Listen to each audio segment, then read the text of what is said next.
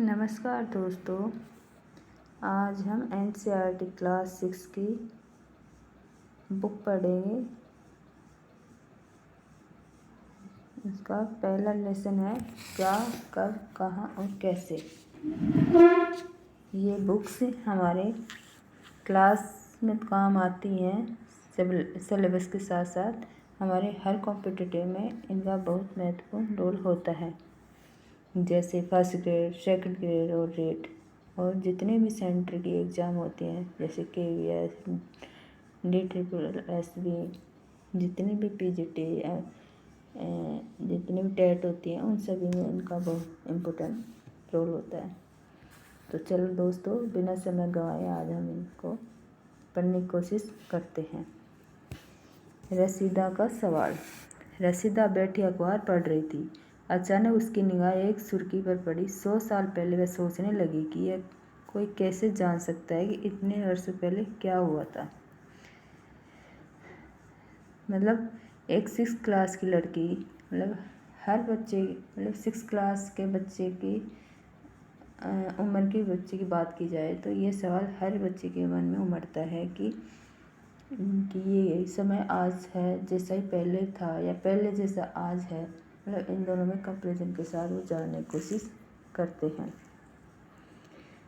कैसे पता लगाएं? ये जानने के लिए कि कल क्या हुआ था। तुम रेडियो सुन सकते हो, टेलीविज़न देख सकते हो या फिर अखबार पढ़ सकते हो। साथ ही ये जानने के लिए कि पिछले साल क्या हुआ था। तुम किसी ऐसे व्यक्ति से बात कर सकते हो जैसे उस समय की स्मृति हो, लेकिन बहुत पहले क्या हुआ था ये कैसे जाना जा सकता है। मतलब ये कह रहे हैं कि आज हम अखबार से पता कर सकते हैं, रेडियो से पता कर सकते हैं, मतलब टेलीविज़न से पता कर सकते हैं, लेकिन क्या ये पहले हुआ था इसका पता हम कैसे कर सकते हैं।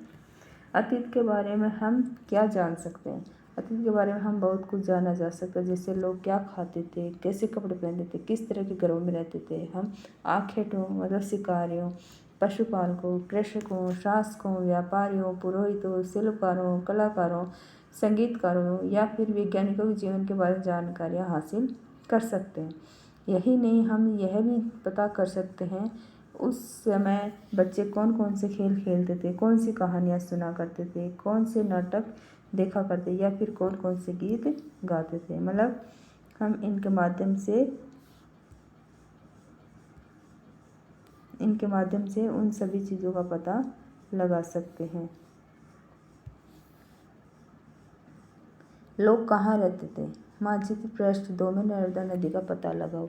हम पृष्ठ 2 के बारे में जानने की कोशिश करते हैं कि नर्मदा नदी कहाँ है। मतलब हम नर्मदा नदी के बारे में जानने की कोशिश करते हैं। जैसे नर्मदा नदी, जैसे ये विंध्याचल पहाड़ियाँ हैं, उसके जस्ट नीचे नर्मदा नदी है, फिर उसके बाद सतपुड़ा, फिर ताप्ती नदी। ठीक है, ये यहाँ पे नर्मदा नदी के बारे में बताया गया है। मतलब भारत के जस्ट मध्य से, मतलब साउथ और नॉर्थ के मध्य की बात की जा रही है। हम जब ज्योग्राफी 6 क्लास की पढ़ेंगे तब हम जैसे जैसे नदियों के बारे में आएगा हम उनके बारे में डिटेल से जानने की कोशिश करते हैं। तो चलो दोस्तों, हम इसके बारे में पढ़ते हैं कि नर्मदा नदी के बारे में कुछ बता रखा है। तो चलो दोस्तों, इसके बारे में पढ़ने की कोशिश करते हैं। कई लाख वर्ष पहले से लोग इस नदी के तट पर रह रहे हैं। यहाँ रहने के आरंभ लोगों में से कुछ कुशल संग्राहक थे। आसपास के जंगलों की विशाल संपदा से परिचित थे। अपने भोजन के लिए जड़ों, फलों, जंगलों के अन्य उत्पादों की यहीं से संग्रह किया करते थे। वे जानवरों का आखिर शिकार, मतलब नर्मदा नदी के बारे में बताया जा रहा है कि लोग यहाँ के जंगलों के बारे में, सभी के बारे में जानते थे और यहीं से जड़, फल, फूल इन्हीं इकट्ठा करते और शिकार करते और अपना जीवन यापन करते।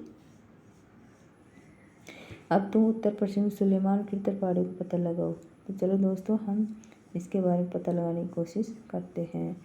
जैसे हमारा ये भारत देश है, ये भारत देश अपना पुराना, मतलब भारत पाकिस्तान जब अलग नहीं हुआ था उसके जस्ट पहले की मतलब मानचित्र के बारे में बताया गया है। तो ये जितने भी ये पहाड़ियाँ हैं, जैसे आज पाकिस्तान के नाम से जानते हैं, वो सभी ये पाकिस्तान के अंदर ही आते हैं। जैसे सुलेमान, ये सुलेमान है, ये काबुल है, काबुल नदी है, ये किरतर पहाड़ियाँ हैं। और जो हमारी ये सिंधु नदी, जब हम नदी के बारे में पढ़ेंगे तब हम जान पाएंगे सिंधु नदी कहाँ बहती है, कहाँ ये भी मतलब लुप्त हो जाती है। ये सभी इनकी सहायक नदियाँ हैं। ठीक है, तो हम इनके बारे में डिटेल से जानेंगे। इसी क्षेत्र में कुछ ऐसे स्थान हैं जहाँ लगभग 8,000 वर्ष पूर्व स्त्री पुरुष ने सबसे पहले गेहूँ, जौ जैसी फसलों को उपजाना आरंभ किया। मतलब गेहूँ और जौ, अंडरलाइन करो दोस्तों, ये 2 चीज़ें ऐसी हैं जो फसलों को उपजाना आरंभ किया। उन्होंने भेड़, बकरी, गाय, बैल जैसे पशुओं को पालना शुरू किया। ये लोग गांव में रहते थे, मतलब गांव में ज़्यादा निवास करते थे। उत्तर पूर्वी गाय, मतलब ये उत्तर पूर्वी जैसे भारत का उत्तर पूर्वी भाग, ये उत्तर पूर्वी भाग है। ये पश्चिमी है, ये उत्तर है, ये उत्तरी पूर्वी है, जिसमें ब्रह्मपुत्र नदी, गारो पहाड़ियाँ, ये गंगा नदी, आपने गंगा नदी के बारे में बता रखा है। लेकिन ये ब्रह्मपुत्र गारो पहाड़ियाँ हैं भारत के उत्तर पश्चिम में आती हैं, सॉरी उत्तर पूर्वी भाग में आती हैं। तो इनके बारे में बताया जा रहा है कि ये कुछ अन्य ऐसे क्षेत्र थे जहाँ कृषि का विकास हुआ, जहाँ सबसे पहले चावल, मतलब उत्तर पश्चिम में क्या था, गेहूँ और जौ, और उत्तर पूर्व में सबसे ज़्यादा क्या था, चावल। ये स्थान विंध्य के उत्तर में स्थित है। विंध्य मतलब ये विंध्य पहाड़ियाँ, इनके बारे में बताया जा रहा है, उत्तर में स्थित थे। मानचित्र सिंधु तथा उसकी सारी नदियों का पता लगाने पर अभी हमने जब हम किरतर और सुलेमान पहाड़ी के बारे में पढ़े थे, वहीं सिंधु और उसकी सहायक नदियों के बारे में बताया जा रहा है। जैसे ये सिंधु नदी है, ये इसकी छोटी छोटी सहायक नदियाँ हैं, सिंधु, व्यास, झेलम, रावी, ये सभी इसकी सहायक नदियाँ हैं। सहायक नदियाँ उन्हें कहते हैं जो एक बड़ी नदी, जैसे एक बड़ी नदी होती है उसकी छोटी छोटी सहायक नदियाँ हो जाती हैं, उन्हें सहायक नदियाँ कहते हैं। एक बड़ी नदी में आगे बन जाते हैं। जैसे लगभग 4700 वर्ष पूर्व इन्हीं नदी के किनारे कुछ आरंभिक नगर फूले, मतलब आरंभिक नगर को पता चलता है। जैसे गंगा, उसकी सहायक नदी के किनारे समुद्र तटवर्ती इलाकों में नगरों का विकास हुआ लगभग 2500 वर्ष पूर्व। मतलब ये गंगा नदी के आसपास के बारे में बताया जा रहा है कि गंगा नदी के आसपास नगरों का विकास 2500 वर्ष पूर्व माना जाता है। देखो दोस्तों, ये कुछ इम्पोर्टेंट ये कुछ हिंट लिखा हुआ है, इसके बारे में जानने की कोशिश करते हैं, क्योंकि ये ऐसी हिंट है जो एग्ज़ाम में ज़रूर पूछा जाता है इनके बारे में, लेकिन हर स्टूडेंट इसको इग्नोर कर देता है, लेकिन ये एग्ज़ाम में ज़रूर आता है। जैसे भारत है, मानचित्र दक्षिण एशिया, आधुनिक भारत है, जितने भी जैसे पाकिस्तान, बांग्लादेश, नेपाल, भूटान और श्रीलंका, अफ़गानिस्तान, ये सभी हमारे भारत देश के पड़ोसी देश हैं। ईरान, चीन, म्यांमार आदि पड़ोसी देशों को दक्षिण एशिया एक महाद्वीप से छोटा है। दक्षिण एशिया एक महाद्वीप से छोटा, मतलब महाद्वीप एक बड़ा होता है और द्वीप छोटा होता है, लेकिन विशालता बाकी एशिया के समुद्रों, पहाड़ी तथा पर्वतों से बटे होने के कारण इसे प्रायः उपमहाद्वीप कहा जाता है। गंगा तथा इसकी सहायक नदी सोन का पता लगाओ। जैसे हमने अभी देखा था, गंगा नदी, ये गंगा नदी, ठीक है, गंगा नदी, और इसकी सहायक नदी ये सोन नदी, जैसे यूपी एमपी के टच में, ठीक है, ये इसके बारे में बताया जा रहा है। गंगा के दक्षिण में नदी के आसपास का क्षेत्र सबसे प्राचीन, मतलब सबसे पुराना, प्राचीन काल में मगध, वर्तमान बिहार नाम से जाना जाता है। इसके शासक बहुत शक्तिशाली थे और इन्हें एक विशाल राज्य स्थापित किया था। देश के अन्य हिस्सों में भी ऐसे राज्य की स्थापना की थी। मगध, जो आज वर्तमान में बिहार के नाम से जाना जाता है, जो बहुत शक्तिशाली था। लोगों ने सदैव महाद्वीप के एक हिस्से से दूसरे हिस्से तक यात्रा की। कभी कभी हिमालय जैसे ऊंचे पर्वतों, पहाड़ियाँ,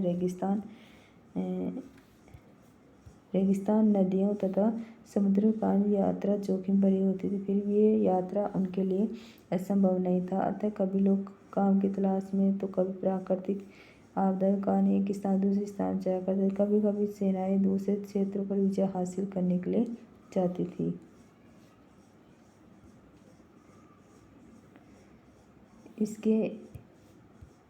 इसके अतिरिक्त व्यापारी कभी काफिले में, तो कभी जहाज़ों में अपने साथ मूल्यवान वस्तुएं लेकर एक स्थान दूसरे स्थान पर रहते थे।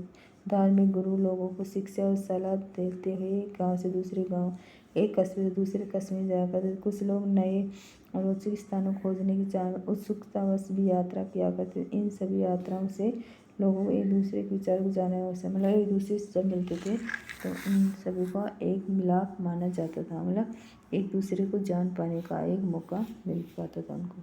आज लोग यात्राएं क्यों करते हैं? देखो दोस्तों, इसके बारे में जानते हैं कि आज लोग यात्राएं क्यों करते हैं। एक बार फिर से महाद्वीप एक को देखो, पहाड़ियाँ, पर्वत, समुद्र, उपमहाद्वीप प्राकृतिक सीमा का निर्माण करते हैं। हालांकि लोगों के लिए इन सीमाओं को पार करना आसान नहीं था। जिन्होंने ऐसा चाहा वे ऐसा कर सके। ये पर्वतों की ऊंचाई को छू सके तथा गहरे समुद्रों को पार कर सके। उपमहाद्वीप बाहर से कुछ भी लोग यहाँ आए और यहीं बस गए। लोगों के इस आगमन ने हर सांस्कृतिक परंपराओं को समृद्ध किया। कई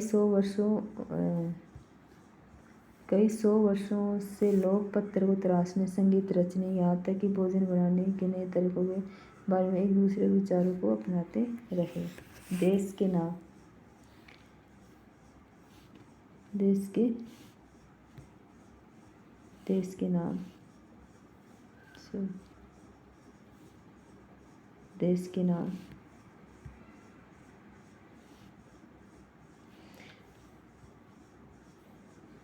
अपने देश के लिए प्राय हम इंडिया,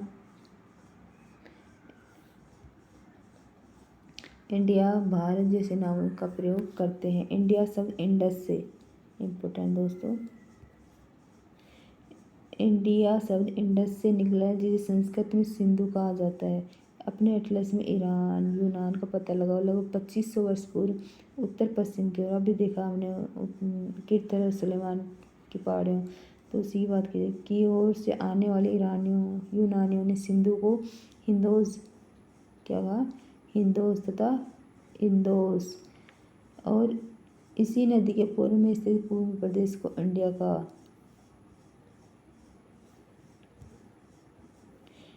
कहा। भारत नाम का प्रयोग उत्तर पश्चिम में रहने वाले लोगों के एक समूह के लिए किया जाता था। इस समूह का उल्लेख संस्कृत की आरंभिक लगभग 3500 वर्ष पुरानी कृति ऋग्वेद में मिलता है। इससे मिलता है, ऋग्वेद में मिलता है। बाद में इसका प्रयोग देश के लिए भी होने लगा। देखो, ताड़पत्रों से बनी पांडुलिपि का एक पृष्ठ, मतलब पहले पेड़ की एक छाल होती थी। पहले चलो दोस्तों इसके बारे में पढ़ लेते हैं, फिर हम बाद में इसके बारे में जाने। अतीत के बारे में कैसे जाने? अतीत की जानकारी हम कई वर्ष पहले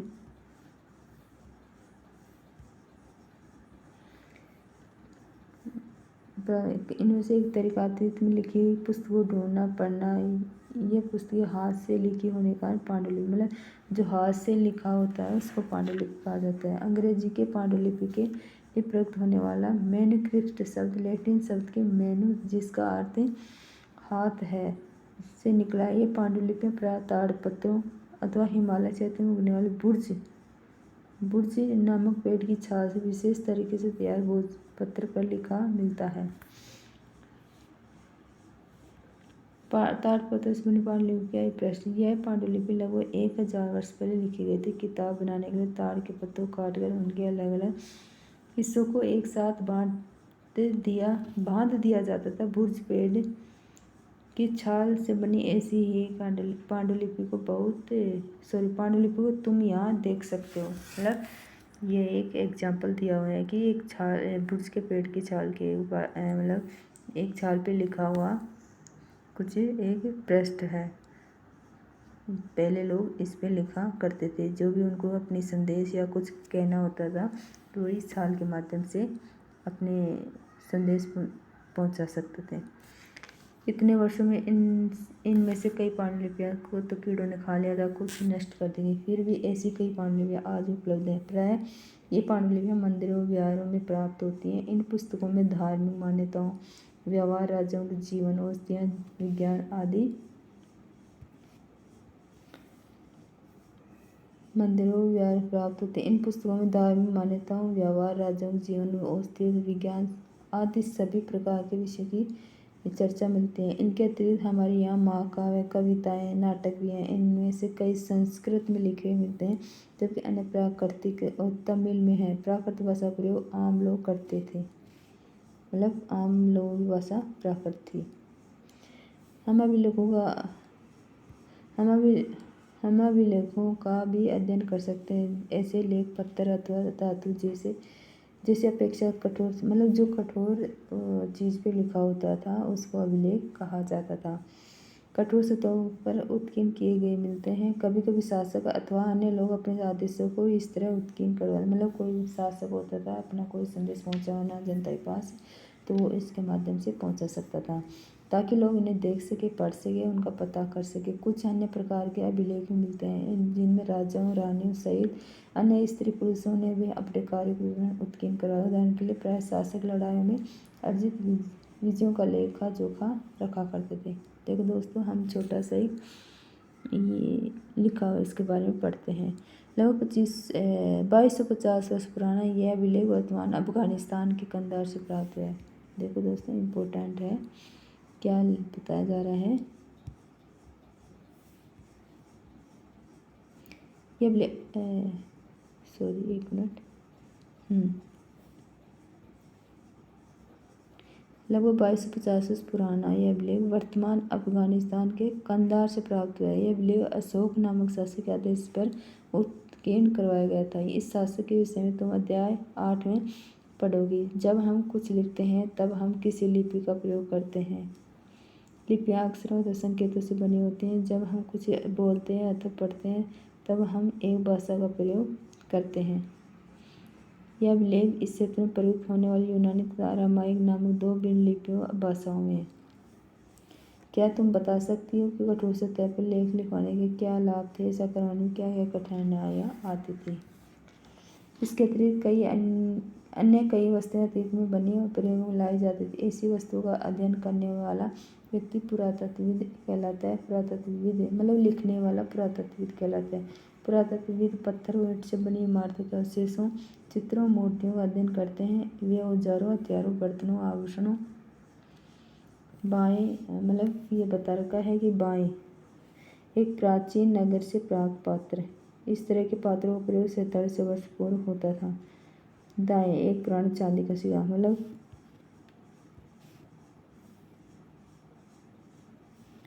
जो ये बाएं साइड ये 4700 साल पुराना है और ये है चांदी के पात्र, चांदी का सिक्का। इस तरह के सिक्कों का प्रयोग लगभग 2500 साल पुराने हैं। हमारे द्वारा आज प्रयोग में आने वाले सिक्कों से यह सिक्का कैसे भिन्न है? ये तथा सिक्कों की प्राप्ति के लिए छानबीन तथा खुदाई भी करते हैं। इनसे कुछ वस्तुएं पत्थर, पक्की मिट्टी, कुछ धातु की बनी हो सकती हैं। ऐसे धातु कठोर, जल्दी नष्ट न होने वाले होते हैं। पुरातत्वविद जानवरों, चिड़ियों, मछलियों की हड्डियां भी ढूंढते हैं। इससे उन्हें यह जानने की मदद मिलती है कि अतीत में लोग क्या खाते थे। वनस्पति के अवशेष बहुत मुश्किल से बच पाते हैं। यदि अन्न के दाने अथवा लकड़ी के टुकड़े जल जाते हैं तो वे जले हुए रूप में बच रहते हैं। क्या पुरातत्वविदों को बहुधा कपड़ों के अवशेष मिलते होंगे? पांडुलिपियों, अभिलेखों तथा पुरातत्व से ज्ञात जानकारियों के लिए इतिहासकार प्रायः स्रोत शब्द का प्रयोग करते हैं।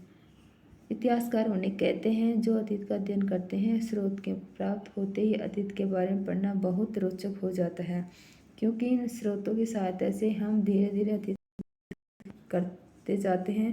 अतः इतिहासकार तथा पुरातत्वविद उन जासूसों की तरह हैं जो इन सभी स्रोतों का प्रयोग सुराग के रूप में कर अतीत को जानने का प्रयास करते हैं। देखो दोस्तों, ये कुछ आपको डिफ़िकल्ट लग सकता है, लेकिन हम कोई भी चीज़ को बार बार पढ़ते हैं तो वही चीज़ अपनी एक आदत का रूप ले लेती है, और आदत कभी भी वो मतलब अपनी चीज़ को मुश्किल नहीं बना सकती। वो आदत चीज़ अपने को अपने मतलब रूटीन बना देती है, और वो चीज़ हमें याद होने लग जाती है। इसलिए घबराने की ज़रूरत नहीं है। हम एक बार पढ़ने के बाद उसको दोबारा रिवाइज करना, और तीसरी बार पढ़ोगे अपने आप आपको ऐसे लगने जाएगा ये चीज़ तो मैंने पढ़ ली है। अतीत एक या अनेक, क्या तुमने इस पुस्तक के शीर्षक हमारे अतीत पर ध्यान दिया है? यहाँ अतीत शब्द का प्रयोग बहुवचन के रूप में किया गया है। ऐसा इस तथ्य की ओर ध्यान दिलाने के लिए किया गया है कि अलग अलग समय के लोगों के लिए इस अतीत के अलग अलग मायने थे। उदाहरण के लिए पशुपालकों अथवा कृषकों का जीवन शिल्पकारों के जीवन से बहुत भिन्न था। जैसा कि हम आज भी देखते हैं, उस समय देश के अलग अलग हिस्सों में लोग अलग अलग व्यवहार और रीति रिवाजों का पालन करते थे। उदाहरण के लिए आज अंडमान द्वीप के अधिकांश लोग अपना भोजन मछलियाँ पकड़कर, शिकार करके तथा फल फूल के संग्रह द्वारा प्राप्त करते हैं। इसके विपरीत शहरों में रहने वाले लोग खाद्य आपूर्ति के लिए अन्य व्यक्तियों पर निर्भर करते हैं। इस तरह के भेद अतीत में भी विद्यमान, मतलब जो आज एक दूसरे पे निर्भर है, वैसे ही पहले भी लोग एक दूसरे पे निर्भर होते थे। मतलब जो पहले था वो आज भी चल रहा है, लेकिन समय वही रहता है, लेकिन इंसान मतलब जो इंसान की नेचुरलिटी होती है वो कभी नहीं बदलती। इसके अतिरिक्त एक अन्य तरह का भेद, उस समय शासक अपनी विजयों का लेखा जोखा रखते थे। यही कारण है कि हम उन शासकों तथा उनके द्वारा लड़ी जाने वाली लड़ाइयों के बारे में काफ़ी कुछ जानते हैं। जबकि शिकारी, मछुआरे, संग्राहक, कृषक अथवा पशुपालक जैसे आम आदमी प्राय अपने कार्यों का लेखा जोखा नहीं रखते थे। पुरातत्व की सहायता से हमें उनके जीवन को जानने में मदद मिलती है, हालांकि अभी भी इनके बारे में बहुत कुछ जानना शेष है। तिथियों का मतलब, तिथियाँ मतलब डेट्स, मतलब तिथियाँ से अपन ये जान सकते हैं कि इस टाइम पीरियड तक ये हुआ होगा और ये हो सकता है। अगर कोई तुमसे तिथि के विषय में पूछे तो तुम शायद उस दिन की तारीख, माह, वर्ष, जैसे कि 2000 या इसी तरह कोई और वर्ष बताओगी। वर्ष की यह गणना ईसाई धर्म प्रवर्तक ईसा मसीह के जन्म की तिथि से की जाती है। अतः 2000 वर्ष कहने का तात्पर्य ईसा मसीह के जन्म के 2000 वर्ष के बाद से है। ईसा मसीह के जन्म के पूर्व की सभी तिथियाँ ईसा से पहले, मतलब ईसा मसीह का जन्म, ये जन्म है, और इसके बाद का जन्म बाद, जैसे 2000 वर्ष है, ठीक है, 2000 वर्ष है, इसी तरह इसको बोलेंगे ईसा पूर्व, और इसके बाद को बोलेंगे मतलब वर्तमान से पूर्व, वर्तमान से पूर्व, ठीक है। ईसा से माने जाते हैं। इस पुस्तक में हम 2000 को अपना आरंभिक बिंदु मानते हुए वर्तमान से पूर्व तक की तिथियों का उल्लेख करेंगे। इतिहास और तिथियाँ, अंग्रेजी में बीसी, हिंदी में ईसा, मतलब जो हिंदी में ईसा पूर्व है इसको इंग्लिश में बीसी बोलते हैं, बिफोर क्राइस्ट का तात्पर्य बिफोर क्राइस्ट, ईसा पूर्व होता है।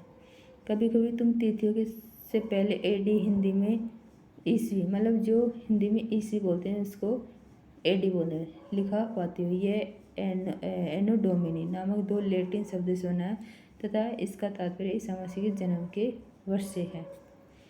कभी कभी एडी की जगह सी तथा बीसी की जगह बीसी का प्रयोग होता है। सी अक्षरों का प्रयोग कॉमन एरा, मतलब सीई इसको बोलते हैं कॉमन एरा, तथा बीसी का बिफोर कॉमन एरा के लिए होता है। हम इन शब्दों का प्रयोग इसलिए करते हैं क्योंकि विश्व के अधिकांश देशों में अब इस कैलेंडर का प्रयोग सामान्य हो गया है।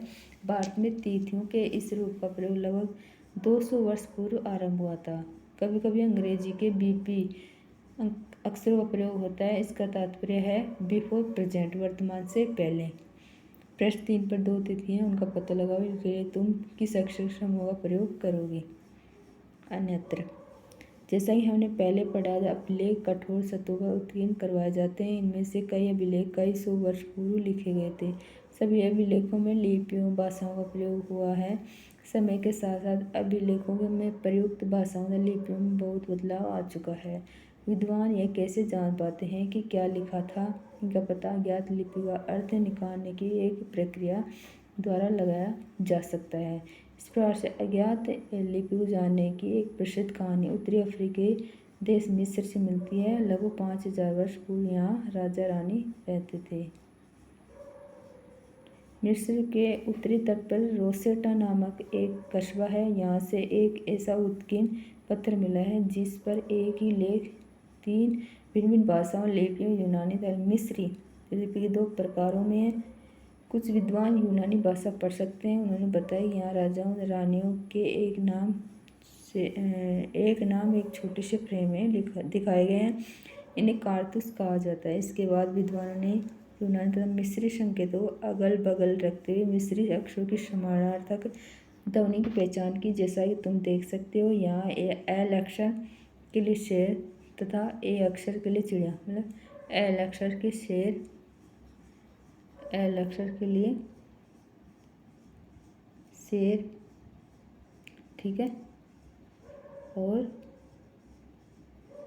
एल अक्षर के लिए शेर, ए अक्षर के लिए चिड़िया, मतलब ए अक्षर के लिए ये चिड़िया, ठीक है। एक बार जब उन्होंने यह जान लिया कि विभिन्न अक्षर किन के लिए प्रयुक्त हैं, तो वे आसानी से अन्य अभिलेखों को भी पढ़ सकते हैं। देखो दोस्तों, हमने अपना लेसन कंप्लीट कर लिया है और 27 मिनट का ये वीडियो हो गया है। मैं चाहती हूँ कि ये वीडियो छोटे छोटे रूम में बने ताकि आपको दोबारा बार बार पढ़ने में आसानी रहे, क्योंकि छोटे वीडियो रिवीजन करने के लिए बहुत अच्छे होते हैं। क्योंकि लंबे वीडियो में रिवीजन करने के लिए थोड़ी मतलब आपको ऐसा लगेगा कि टाइम भी ज़्यादा लगेगा और आपको रिवीजन में थोड़ी दिक्कत आएगी। इसलिए मैं छोटे छोटे वीडियो बना के डाल रही हूँ जिससे आपको रिवीजन करने में कोई दिक्कत नहीं आई। इसलिए हम यहाँ तक पढ़ेंगे और कल हम इनका क्वेश्चन आंसर करेंगे और फिर उसके बाद नेक्स्ट लेसन पढ़ेंगे। Thank you.